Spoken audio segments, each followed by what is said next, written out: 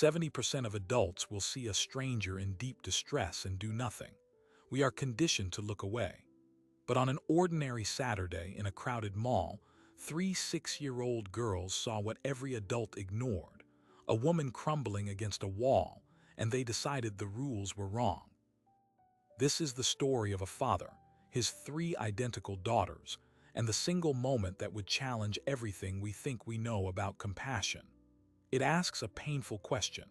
When did we, as adults, become so skilled at looking past another person's breaking point? And what happens when the only people willing to cross that invisible line are children who haven't yet learned the rules? To understand the weight of that moment in the mall, you first need to meet the family at its center. David Miller was a man defined by quiet routine. A widower for 3 years, he had built a life for himself and his daughters, Chloe, Emma, and Sophia, on a foundation of predictability.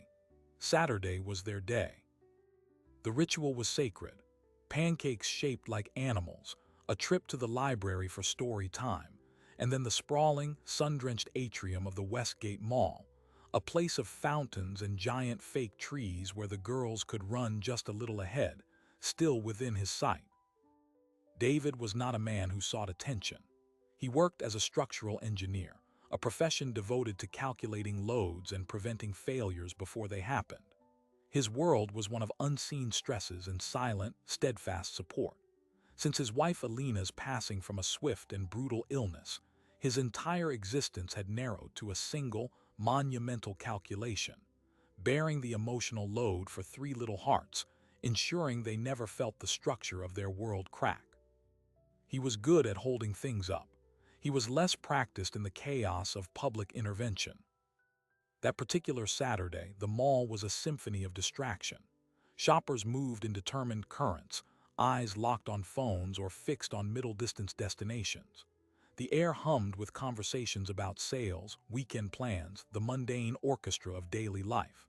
David kept his gaze on 3 flashes of red, the matching dresses he'd bought just last week. The girls were 6, a whirlwind of shared sentences and silent, twin-like communication, but to him, they were entirely distinct. Chloe, the de facto speaker, led the way. Emma, the observer, scanned everything with serious gray eyes. Sophia, the empath, was always the first to notice a crying child or a lost toy. It was Sophia who stopped first. She didn't say a word.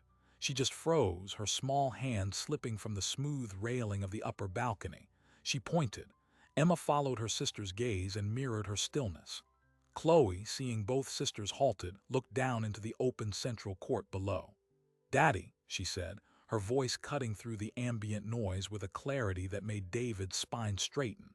"That lady is crying really hard." Down below, against a giant planter filled with artificial greenery, a woman was folded in on herself. Auburn hair fell like a curtain, obscuring her face, but the heaving of her shoulders was unmistakable. She was dressed for a different kind of day, a sleek black dress, heels kicked off haphazardly beside her, an image of professional composure utterly shattered. People streamed past her. A couple diverted their path without breaking stride. A teenager glanced over, adjusted his headphones, and looked away. The flow of the crowd parted and reformed around her like water around a stone, a perfect, practiced avoidance. David saw her. The engineer in him immediately assessed the scene: a person in acute distress, a public setting, a clear social problem. And the widower in him, the part that remembered the sound of silent, private grief, felt a visceral pull. But the father, the protector of his 3 small worlds, hesitated. A cascade of calculations flooded his mind. What if she was unstable? What if his approach made it worse? What if, by stepping into that invisible circle of crisis, he exposed his daughters to something traumatic? The unspoken rules of urban life echoed in his head. Don't get involved. It's not your business. Someone else will help. He placed a hand on Chloe's shoulder. "Come on, sweethearts, let's give her some privacy." It was the adult response, the one he believed was responsible. But his daughters, who had not yet learned to monetize their empathy or fear social awkwardness, operated on a simpler algorithm: see hurt, help. Emma looked up at him, her brow furrowed. But nobody is helping her, Daddy. Sophia simply took his hand and began to pull, a firm, determined tug toward the escalator. Chloe, the negotiator, presented the case. She's all alone, we have to check. What if she's lost? The pressure was not from one, but from three directions: a physical pull, a logical argument, and the silent, pleading witness in their eyes. David's carefully maintained structure of caution began to buckle under a weight he hadn't factored in: the uncompromising moral clarity of childhood. He was outnumbered by a jury of his own making. As they descended the escalator, the scene sharpened. The woman was whispering to herself, words lost in sobs, her fingers digging into her own arms. The crowd's avoidance was not malicious. It was a symphony of averted gazes, a collective agreement to not see. It was the bystander effect in its most chilling, real-time form. Diffusion of responsibility made manifest. Each person thinking, surely someone else. But the someone else's were currently holding their father's hands, leading him directly toward the epicenter of the silence. David felt every muscle tense, rehearsing a dozen useless opening lines in his head. His palms were damp. This was far outside his calculations. The girls, however, did not share his paralysis. They stopped a few feet away, a respectful little semicircle. It was Chloe who spoke, her voice gentle but clear, cutting through the woman's muffled cries. "Excuse me, ma'am, are you okay?" The woman flinched, as if startled by the sound of a human voice directed at her. She lifted her head slowly. Her face was ravaged by tears, makeup streaking in dark trails. Her eyes, a startling green, were wide with a blend of shame, shock, and profound disorientation. She looked at the three identical faces of concern, then passed them to David, who offered a helpless, awkward half-smile. The woman opened her mouth, but no sound came out. Instead, a fresh wave of tears overwhelmed her, and she shook her head violently, hiding her face again. This was the breaking point, the moment where an adult might retreat, assuming their intervention had failed. But Sophia, the empath, took a small step forward. She didn't speak. She simply reached into the pocket of her red dress, pulled out a slightly crumpled, previously cherished tissue, and held it out, her arm extended fully toward the stranger. That small, white flag of childhood compassion hung in the air between them, and in the suspended silence that followed, a new figure entered the frame. A mall security guard, a man with a bored expression and a radio crackling on his shoulder, finally noticed the cluster of people. He began making his way over, his posture not of a helper, but of a problem solver. His gaze was fixed on the crying woman as a public disturbance to be managed, not a person to be aided. David saw the guard approaching. He saw his daughters holding their ground. He saw the woman utterly shattered. And in that split second, the calculation finally resolved. The risk of doing nothing, of letting this moment teach his girls that compassion is secondary to convenience, that people in pain are problems to be walked around, outweighed every other variable. The structure of his hesitation collapsed. He knelt down, placing himself not as a barrier between his children and the woman, but as a bridge. He looked at the woman, meeting her wet, terrified gaze, and spoke the words his daughters had already acted upon. "Hi, my name is David. These are my daughters. It looks like you're having a really hard time. We're not going anywhere. Can we sit with you for a minute?" But before the woman could respond, before the security guard could reach them and change the entire dynamic, the guard's radio squawked loudly with an alert about a reported shoplifter on the other side of the complex. He paused, listened, cast one last look at the scene, and made a decision. He turned and walked briskly away, toward the more definable problem. The institutional help had just been diverted. David and his triplets were now truly, completely on their own with a stranger in freefall. And the woman, looking from the retreating guard back to the four faces still steadfastly before her, whispered a single, gut-wrenching sentence that changed everything. "I don't think I can keep myself safe today." Those 7 words, "I don't think I can keep myself safe today," shattered David's protocol. This was no longer about offering comfort. This was a crisis intervention. Every parental instinct screamed to shield his daughters from this raw edge of human despair. But to move them now would be to abandon a person who had just voiced the most fundamental cry for help. The engineer had to build a solution in real time with no blueprint. He kept his voice low and steady, a calm counterpoint to her tremor. "Okay, thank you for telling me. We're right here. You're not alone." He glanced at his daughters, whose faces had shifted from curiosity to solemn understanding. "Girls, this is very important. Can you be my brave helpers and sit right here with us?" They nodded in unison, clustering close, their earlier urgency replaced by a protective stillness. They became anchors. David pulled out his phone, his fingers moving with deliberate slowness so as not to startle her. "My name is David. What's your name?" After a long moment, she whispered, "Anya." "Anya, I'm going to call someone who can help, okay? Just to talk. Is that all right?" She gave a barely perceptible nod, her eyes locked on his daughters as if they were lifelines. He dialed the National Crisis and Suicide Prevention Lifeline, putting the phone on speaker so she wouldn't feel isolated by a private conversation. While the line rang, he did something simple yet profound. He sat down on the cool tile floor, leaning his back against the same planter, bringing himself to her level.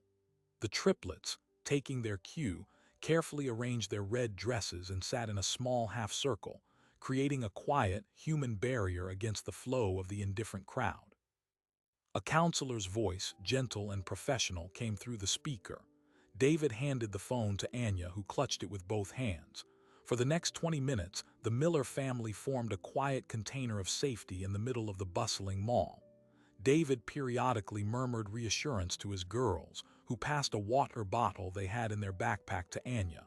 They didn't try to fix anything. They simply witnessed. They held space.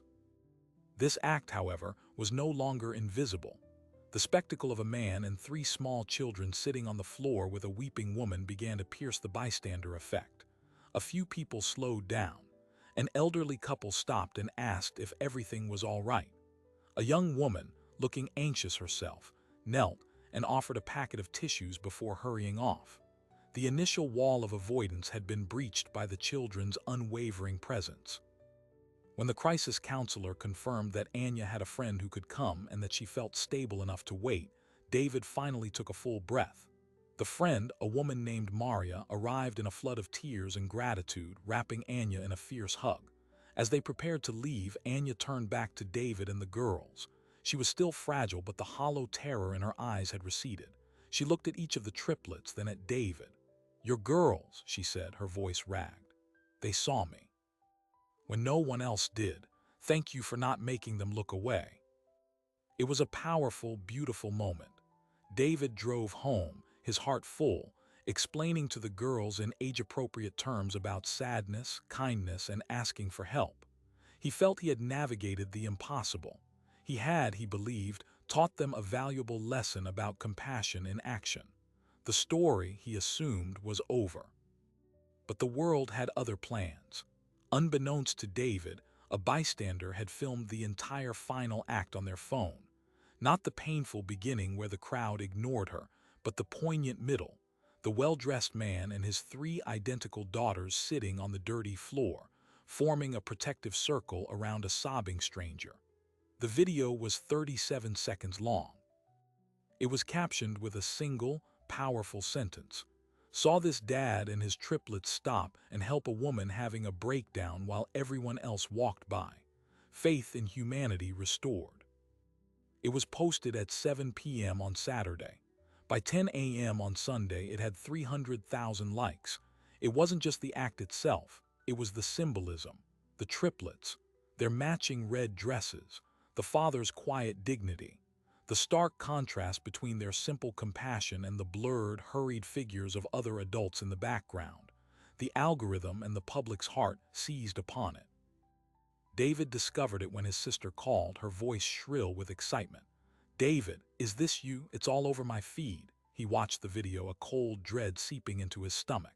It felt like a violation of Anya's worst moment, of his family's privacy, of an intimate act of care turned into public content. The comments were overwhelmingly positive. "Hero Dad, those little girls are angels. We need more of this in the world." but mixed in were other notes. Why was he letting his kids near someone unstable? This is just for clout. Where was security? By Monday morning, the story had been picked up by a local news blog, then a national parenting website. The narrative crystallized without his input: triplets and dad save woman in mall mental health crisis. His phone began to ring with numbers he didn't recognize, requests for interviews, offers for talk show appearances. A producer from a major morning show emailed subject line, "Your inspiring story." David deleted everything. He instructed his sisters not to speak to anyone. He was an engineer who solved problems in the background. This spotlight felt like a hostile force. He tried to return to routine, but the world had shifted. At school drop-off, other parents looked at him differently, some with admiration, others with a curious, scrutinizing gaze. A reporter even waited in the school parking lot one afternoon, shoving a microphone toward him before he hurried the girls inside. The pressure was a slow, tightening coil, but the true escalation began on Wednesday when a different video surfaced. This one was longer, grainer, shot from the upper balcony. It showed the earlier, more damning minutes. It showed Anya, alone and crumbling, for a full 2 minutes and 43 seconds. It showed dozens of people walking past, their indifference now cataloged in high definition. And it showed David Miller, standing with his daughters, looking down, hesitating. The caption on this video was less kind: "The real story. Watch how long this guy just stared before his kids made him do something. Hero. Or just shamed into it by 6-year-olds." The internet, as it does, split into warring factions. Team Hero versus Team Hesitator. The story was no longer about compassion. It was a public trial of character, with viral clips as evidence. David's private moment of moral conflict was now a meme, his hesitation looped and analyzed. He was being celebrated and vilified for the same 90 seconds of his life. And then the third video hit. It was from a security camera in a storefront, its angle wide. It clearly showed the security guard starting to approach, then stopping, listening to his radio and walking away. This clip was edited with dramatic music and a bold title: "Mall Security Abandons Woman in Crisis for Shoplifter. System Failure." Now the story had its villain: the indifferent system. The mall's corporate Twitter account was flooded with angry messages. News outlets pivoted to a juicy new angle: institutional negligence. The mall management, panicking over the PR disaster, went into damage control, and they needed someone to blame besides themselves. On Friday afternoon, as David was trying to focus on a beam stress analysis, his office phone rang. It was a human resources representative from the large engineering firm where he'd worked for 8 years. Her tone was uncomfortably formal. "David, we need you to come in for a quick chat with management on Monday. It's about the public attention surrounding you currently. There are concerns about the company's reputation being linked to such a volatile situation." The coil tightened another full turn. His professional sanctuary was breached. His quiet, ordered life was now public property, subject to the whims of hashtags and hot takes. He felt exposed and furious. He had tried to do a good thing, and it was metastasizing into a monster that threatened his job, his peace, and his ability to protect his daughters from the very spotlight he never sought. But the most shocking escalation was yet to come. On Saturday morning, exactly 1 week after the incident, a courier delivered a thick legal envelope to his home. It was from a law firm he'd never heard of. With trembling hands, he opened it. Inside was a letter and a series of printed social media posts. The letter was addressed to Anya Vasquez. It was a cease and desist order from the Westgate Mall's corporate parent company. It claimed that by causing a public disturbance and engaging in behavior that led to defamatory viral videos causing significant commercial harm to the mall, Ms. Vasquez was liable for damages and was ordered not to discuss the event publicly. Enclosed were screenshots of the videos, with view counts circled in red. Paperclip to this was a second, shorter letter addressed to David. It was a politely worded but firm request from the same mall corporation. It stated that While they commended his desire to help, his involvement had unintentionally fueled a media narrative causing substantial reputational and financial damage to our property. They strongly suggested he issue a public statement clarifying that mall security had been immediately and appropriately engaged, and that the situation had been handled according to protocol. They included a draft statement for him to approve. David felt the room tilt. They were going after her. The woman who had been in crisis was now being legally threatened by a billion-dollar corporation, and they were trying to conscript him as their spokesperson to whitewash their failure. The moral calculus of that Saturday had just exploded into a legal and ethical minefield. He thought of Anya, already so fragile. What would a letter like this do to her? He thought of the security guard, probably just a guy following procedure, now the face of a system-wide failure. He thought of his daughters, whose simple act of seeing was now entangled in lawsuits and spin. He couldn't sign their statement. It was a lie by omission, but the pressure was immense.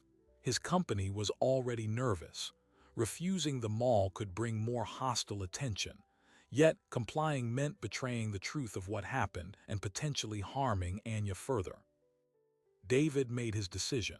He called the number on the law firm's letterhead.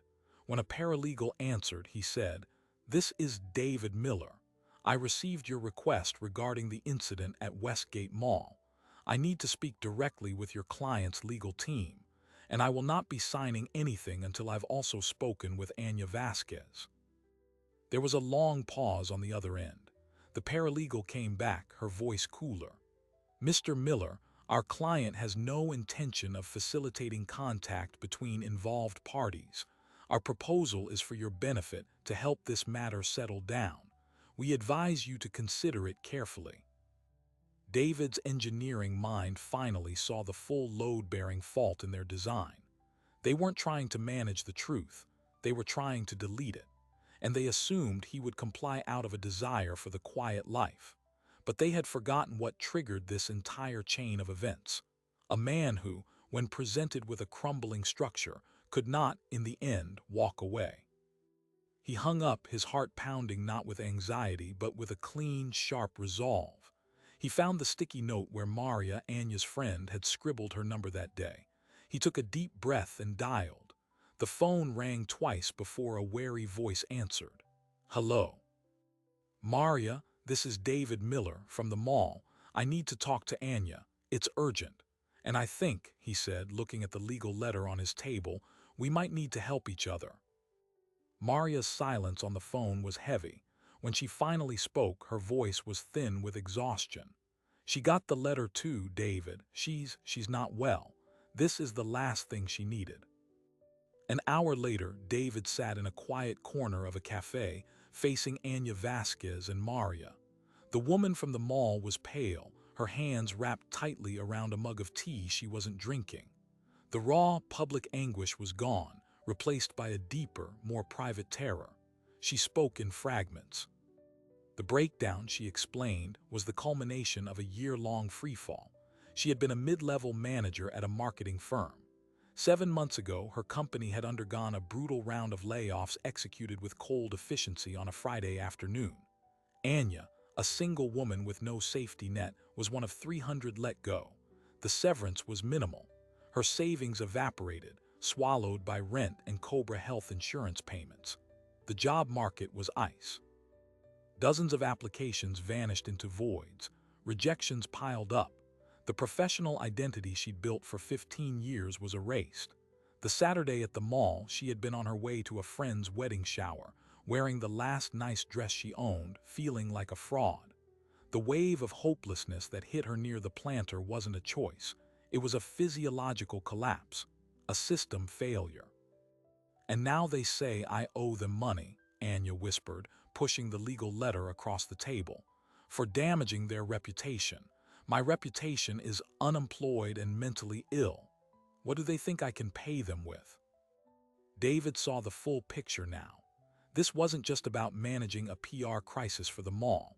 It was about power.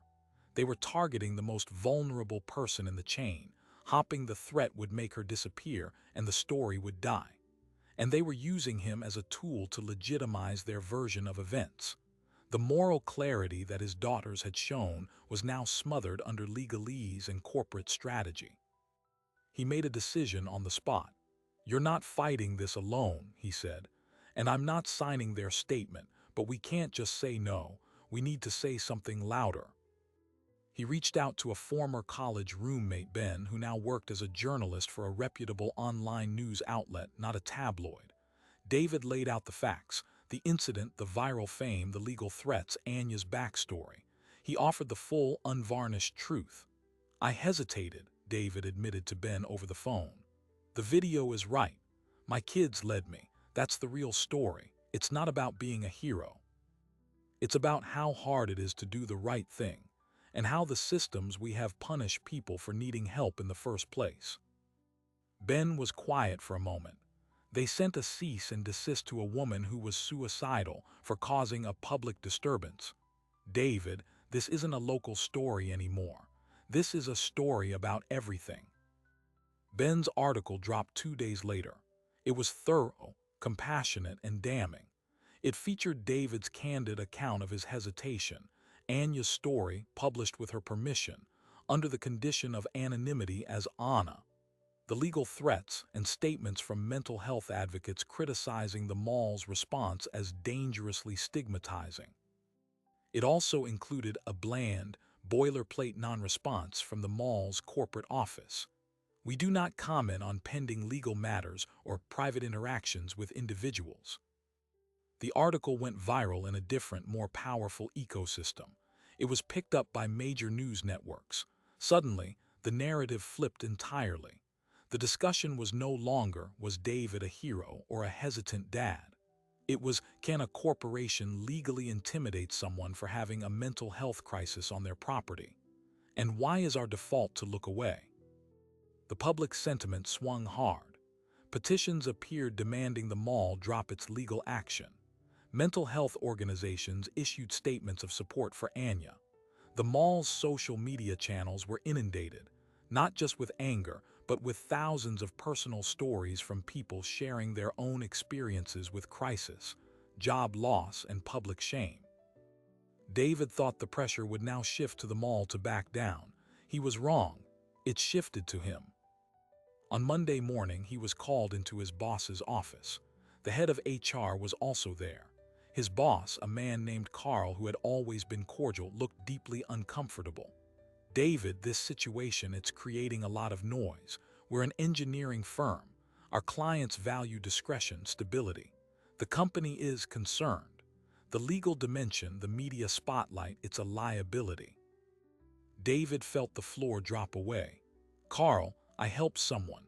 Then I refused to lie to cover for $1 billion company that's bullying her. What's the liability in that?" "It's not about the morality, David," the HR woman said gently, as if explaining to a child. "It's about perception. You've become a controversial public figure. The firm is being mentioned in news stories in connection with a legal dispute. We have a bring the firm into disrepute clause, as you know.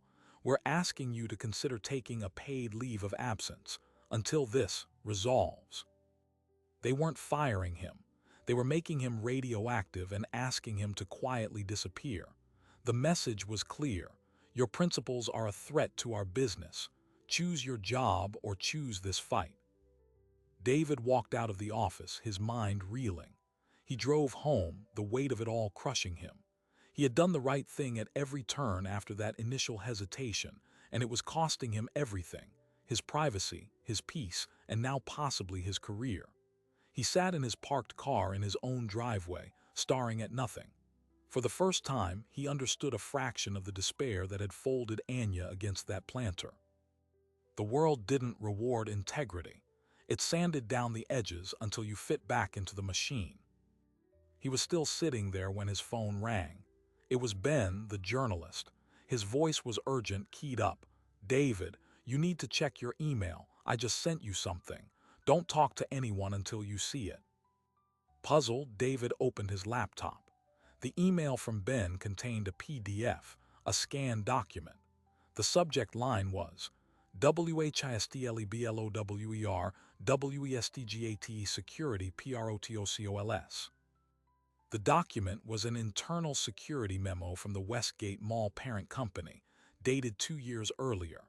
It was a policy update, and one highlighted section made David's blood run cold.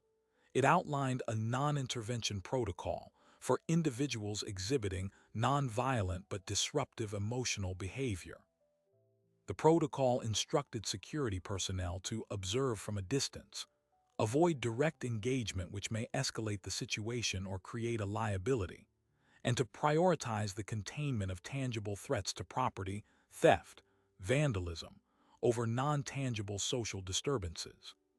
The recommended action was to call non-emergency medical services if the subject does not self-resolve within a significant interval. The memo had a justification clause. Direct engagement by mall personnel presents undue risk of physical altercation, accusations of misconduct, and negative public exposure. This protocol minimizes institutional liability. David read it twice. The security guard hadn't just gotten a lucky call about a shoplifter. He had been following policy. A written, calculated policy that deemed a crying woman a non-tangible social disturbance and a liability risk to be ignored until she self-resolved. The indifference wasn't a personal failing of dozens of shoppers or one guard. It was baked into the system by corporate lawyers. The mall had designed the bystander effect.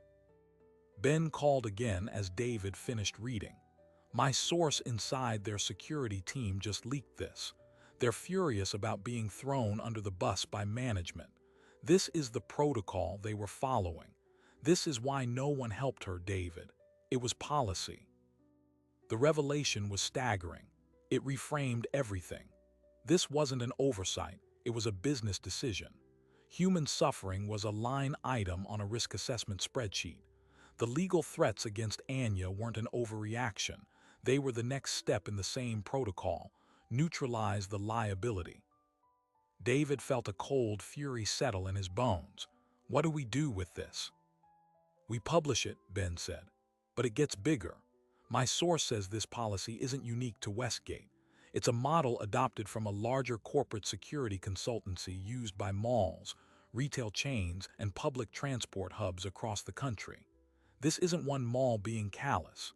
This is a standard operating procedure for modern, privatized public space.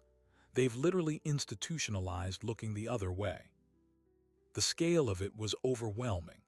David's small act of kneeling on dirty tile had inadvertently pulled a thread, and now he was watching an entire tapestry of sanctioned indifference unravel. The story was no longer about him, or Anya, or one mall. It was about how we've quietly agreed to outsource our humanity to corporate risk management manuals. He knew what came next. The article with the leaked memo would be a grenade. The mall would deny, threaten, and possibly sue Ben and his outlet. The pressure on David would become unbearable. His leave of absence would become permanent. He looked at his house, where his daughters were inside, likely drawing or watching a show, blissfully unaware that their father's world was crumbling because of a moment of kindness they had initiated. He had a choice. He could still walk away. He could call the mall's lawyers, sign their statement with a minor edit, apologize to his firm, and try to salvage the shards of his old life. He could teach his daughters a different lesson, that when the system pushes back, you get back in line. Or he could lean in. He could stand with Anya, with Ben, and with the whistleblower. He could use the platform he never wanted to expose the protocol.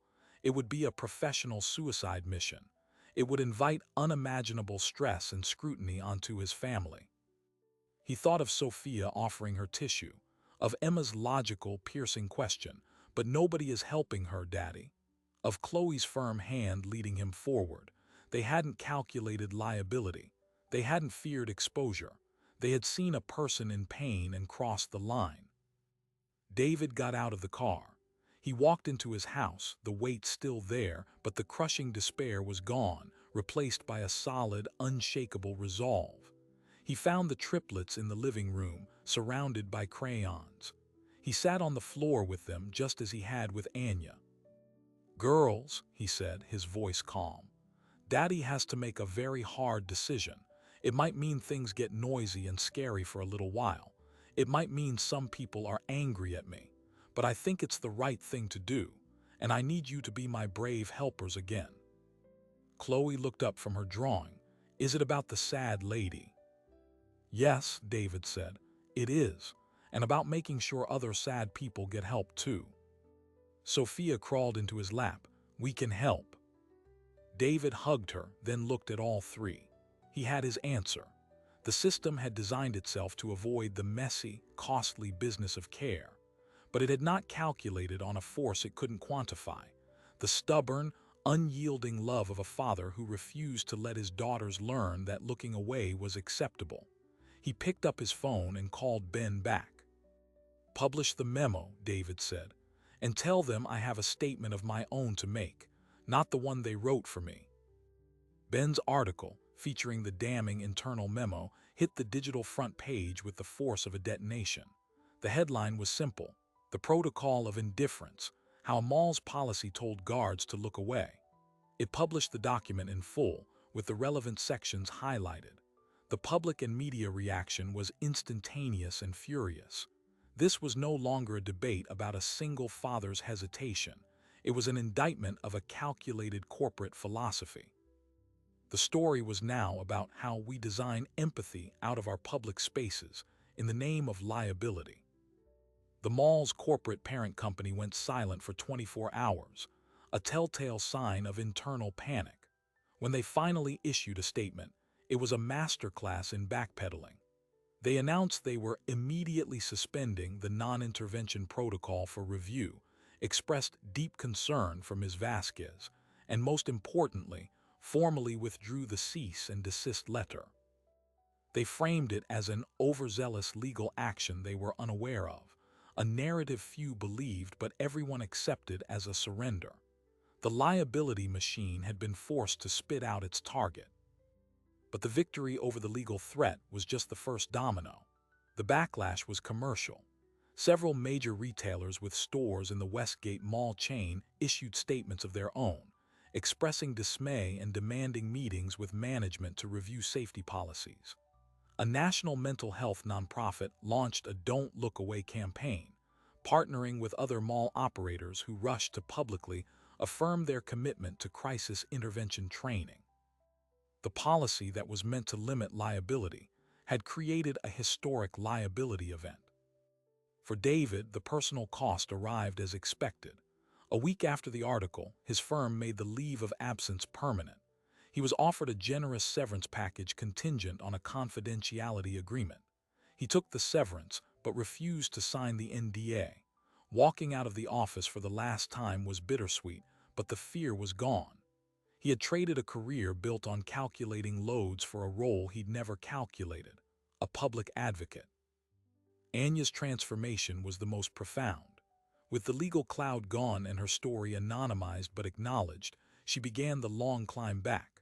The public outcry had, ironically, given her a sense of agency.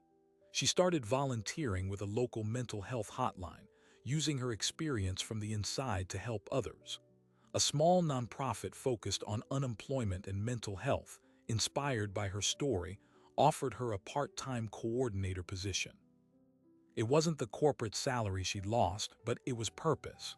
She and David kept in touch, a bond forged in the crucible of public scrutiny. But the story's deepest impact was yet to come, and it started with 3 6-year-olds. At dinner one night, Chloe posed a question to David. "Daddy, if the mall had a rule to not help, how do we make a new rule, a help rule?" The girls, with the straightforward logic of children, had identified the core issue. Systems need better rules. David, now with time and a severance package, decided to help them build one. He reached out to Ben, to Anya, and to a child psychologist he knew. Together, they drafted a simple one-page community care guide for public spaces. It wasn't a legal document. It was a flowchart of kindness. It started with, "If you see someone who looks like they need help, 1, make eye contact. 2, ask, 'Can I sit with you?' 3, stay. 4, call for help together." David's daughters illustrated it. Chloe drew the eye contact. Emma drew two people sitting. Sophia drew a phone with a heart on it. They called it the Look, Ask, Stay Guide. David posted it on a simple website, expecting maybe a few hundred downloads from interested parents. He was wrong. The guide, with its child-drawn illustrations and its genesis in a viral story of failure and redemption, struck a nerve. It was shared by teachers, church groups, community centers, and crucially, by several forward-thinking property management companies. A city council member from a mid-sized city in the Midwest contacted David. She wanted to pilot a program based on the guide, training volunteers to be community care responders in public parks and libraries. What began as a father-daughter project was morphing into a grassroots movement to rewrite the script of public intervention, not from the top down with corporate policies, but from the ground up with simple human steps. 6 months after the incident, David received an email. It was from the CEO of a rival engineering firm, a smaller, more progressive company he'd admired from afar. The subject line read, "An offer to build something that matters." The CEO had followed the entire story. He wasn't interested in David's discretion. He was interested in his integrity. He offered David a leadership role heading a new division focused on ethical design and community impact projects. The offer letter included a line that David would later frame. "We believe the strongest structures are those that hold up people, not just profits." David accepted. He was returning to engineering, but his core calculation had changed. The load he now wanted to bear was social. The final act of the public drama took place on a bright Tuesday morning. The Westgate Mall, after months of quiet consultation with mental health experts, unveiled its new community support initiative. They had hired and trained a full-time, licensed social worker as an on-site resource. Security guards received mandatory crisis intervention training, and posted discreetly but visibly near every major entrance and seating area was a small sign. It featured a simple green heart icon and the words, "If you need help or see someone who does, text heart to our support line or ask any staff member for a quiet moment. You are not alone." The language was co-developed with mental health advocates, and in the corner of the sign was a tiny credit, "Inspired by community feedback." David and the triplets visited the mall on the day the signs went up. They stood in the same central atrium near the same planter. It was bustling with normal Saturday activity, but something was different. A security guard walked past, noticed a teenager sitting alone looking distressed, and instead of walking on, he paused, knelt down, and started a conversation. It was a small moment, a quiet victory. As they turned to leave, David felt a tap on his shoulder. It was Anya. She was with Maria and she looked different. The shadows under her eyes were lighter. She held herself with a new steadiness. "I thought I might find you here today," she said, smiling slightly. She looked at the triplets. "Hello, brave helpers." She then turned to David. "I start my new job full-time next week, and I've been accepted into a certification program to become a peer support specialist. I get to use what happened to me to help others now, officially." David felt a surge of emotion. This was the true payoff, the resolution no viral video could capture. Not just a policy change, but a person rebuilt. Anya had taken the worst moment of her life and alchemized it into a tool for healing, both for herself and others. But the most surprising detail, the final loop closed, came from the triplets. Their Look, Ask, Stay guide had been formally adopted by their own elementary school as part of its social-emotional learning curriculum. The school counselor had reached out, and the girls, with David's help, had even led a short assembly for the first-grade classes, showing their drawings and explaining the steps. The school was now piloting a buddy bench program based on the guide's principles. As they walked out of the mall into the sunlight, Chloe took David's hand. "Daddy," she said, "we fixed the rule, didn't we?" David looked down at his three daughters, then back at the mall doors, then at Anya walking ahead of them, her head held high. He thought of the leaked memo, the legal threats, the lost job, the terrifying public exposure. He thought of the new policy, the new job, the guide, the quiet guard kneeling, and the healing in Anya's eyes. "Yeah, sweetheart," he said, his voice thick. "I think we helped fix the rule." The story that began with a failure, his hesitation, a system's indifference, had ended with a transformation. Not a fairy tale ending, but a human one. Scars remained. David's career path was forever altered. Anya's recovery was ongoing, but the load had been redistributed. The invisible line between my problem and our problem had been redrawn, not by a corporation, but by a cascade of courage that started with 3 children who simply refused to look away. They had moved from being bystanders to upstanders, and in doing so, they had inspired a chain reaction that changed policies, careers, and lives.